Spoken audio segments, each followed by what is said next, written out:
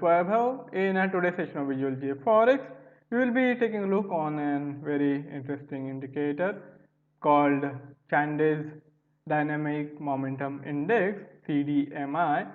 This is an momentum indicator which is basically dynamic in its very nature. We don't really take the fixed values. We have to define some of the input parameters, whereas we have to define the band for other input parameters, and then depending on the volatility in the underlying instrument, the parameters will be decided then and there. So that's why it is called dynamic momentum indicator index, CDMI, and it is named after its developer.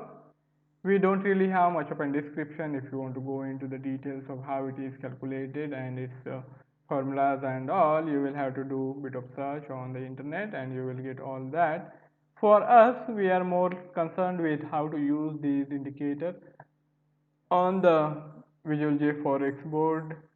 This is the platform developed by the Dukascopy Bank SA, and we can use this platform to our advantage to simply build the profitable trading algorithm so that our workload is reduced and objectivity and discipline is also there in the trading setup. This is one of the momentum indicators. So far we have seen all these indicators in prior session. Now it's the turn of CDMI. Coming to its input parameters, we have to define these all the input parameters. The list is lot longer compared to what we have seen so far. So here you can see these input variables are almost let me count 3, 5 and 9 input parameters we have to define, and these are of different class as well. Now let us add this indicator on the chart so that I will be able to explain to you its functionality. So let us add this indicator CDMI. All you have to do is indicator quick search and here it comes. Now from the first look of it, you can see that we have these two bands. On the upper side we have 70, on the lower side we have 30, which is pretty much like the RSI. But one key difference, as the name suggests, is that for RSI we take the prior periods at a constant value, whichever we define. Usually 14 is taken as the default value for the calculation of RSI, and for last 14 candlesticks we take into the price action and then we define the RSI depending on that data. But here in case of CDMI we don't really take fixed value. As I said, we have to define the band, and for default setup the minimum candle period is defined at 5, so 5 candlesticks will be taken into consideration, and maximum 30. So here we have this range defined. This range we can define, and depending on the volatility, the indicator itself will choose what is the appropriate time period to do the calculation for these CDMI. We have to define the moving average type, the MA. For using this MA type, we will get to see what is the difference between the average price and the current price, and depending on that difference we will have the idea of the volatility. So let us stick with the simple moving average. You can choose different MA as well. We have all these various moving averages type listed here, and in prior sessions we have already seen the functioning of all these various moving averages, starting from SMA to SMMA. So let us, to keep the thing simple, we are going with the simple moving average, and then coming to the dynamic moving index parameters, the input. So here we have the lower bound, we have the upper bound, we have the index periods. So here we have to define these bounds. The time period bounds depending on which the calculation will be done. So here the least value is at 3 and the highest value is at 30. So for these time periods or in between, we will have the calculation done. And as I said earlier also, and again I will try to repeat, that volatility is the key constituent while defining the time period bands for this indicator.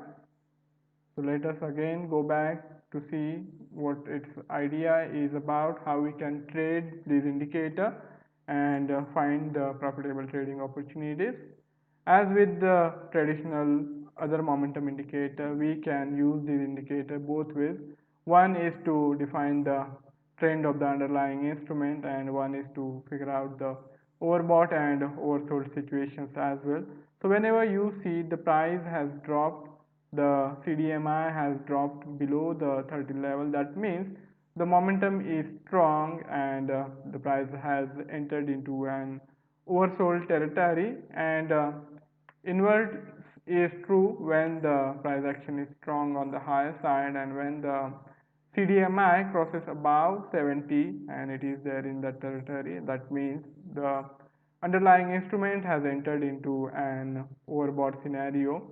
So both ways we can use this way. One is the probability or possibility of using this indicator to define whenever the price drops below 50, the CDMI output drops below 50, and in no uh, in very short span of time it also drops below the 30. That means the momentum is strong and this is the time, and this is also the initiation of the new strong trend.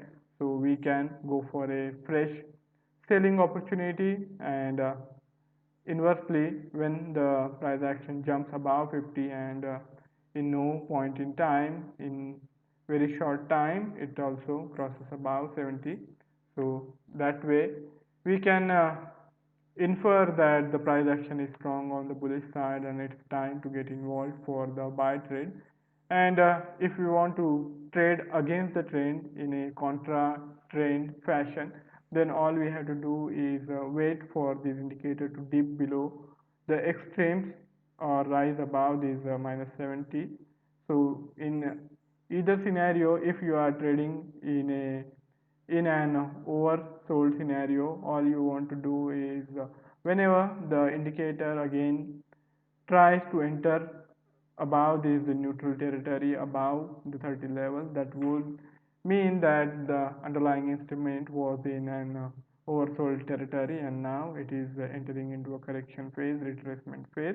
So we can go for a new trade against the trend. And if the prior instrument, if the instrument has been in a strong uptrend in the prior period, then we can simply wait, and whenever the CDMI output value drops below 70 after staying in 70 above 70 for considerable amount of time, we can say that now the strong trend is coming to an end and it is the time to go for fresh short selling opportunities. So both ways we can use this indicator, and as I said, depending on how you define this indicator, you will have these output values varying. So if you want to do the editing, we have to define all these input parameters. For explanation purpose, I have kept the MA type at SMA. If you want to use the standard deviation period, which is different than the default, all you have to use is different value, and you will have the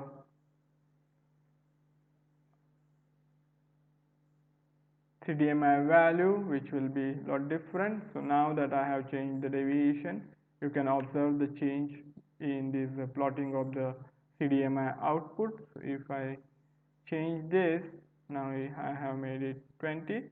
So we have the situation where the CDMI is being plotted very differently than what it was earlier.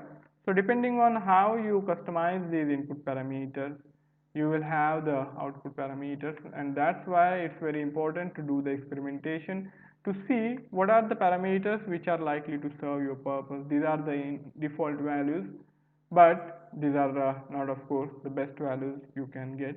You can always do the customization uh, to your liking and see what is the appropriate value to work with, to go with. If we use different, so here the dynamic lower bound has been changed, dynamic upper bound has also been changed, and you can observe the changes in the output value. That's how it works. And this is the experimentation phase. You have to see the input parameters, and depending on that we again revert back to the default values. And this is the upper bound. Okay, so let us head back to our board, the Visual JForex board. So here you have to define all these parameters if you want to work with the default instrument as NZD/USD. You can do that. If you want to change it, all you have to do is go to this drag down option and choose another instrument of your choice, and that would be the instrument on which your algorithm will build. If we want USD/JPY, for example, we can choose USD/JPY. The time period is here for 10 minutes. If you want to use it half an hourly, all you have to do is change this to half an hourly, and your CDMI values will be calculated with a half an hourly candlestick period, depending on how these other parameters are defined. Shift is the look back period. If you want to take into consideration the current value, then the shift needs to be at 0. If you want to go back in time, say 5 candlesticks periods back, then you have to write that value here, and at that point in time output value for CDMI will be taken into consideration, whether you want to define some conditions with the help of if else statement, or you simply want to do the comparison between various outputs of the CDMI. Either way, you can rely on this look back period to do the work for you. Now the standard deviation period, as I explained to you on the chart, depending on how you define it, you will have the different output values. Same here for this, all the parameters. SMA type also makes a lot of difference. So for example, we will try to work with different MA type, and I will explain to you how it also goes on to change the output values for the CDMI. Let us for example take T3. Now you have the different output values for CDMI. If we use TEMA, okay, we have the different output value. It goes on to make a whole lot of difference in these output values for CDMI. If we use simple EMA, exponential moving average, we will have again different kind of output value CDMI. So that's how this indicator is built around, and you have to be careful what is the appropriate input parameter you would like to work with, and then you work with that indicator, with that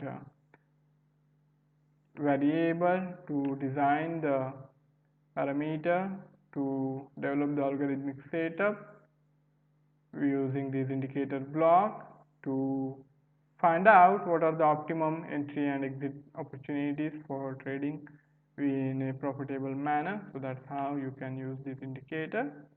Now going back to the output value, here we get the output value, and as I would like to remind, we also have to pay attention to the settings. We have to see on which side the calculation is being done, whether it is on the bid side or on the ask side.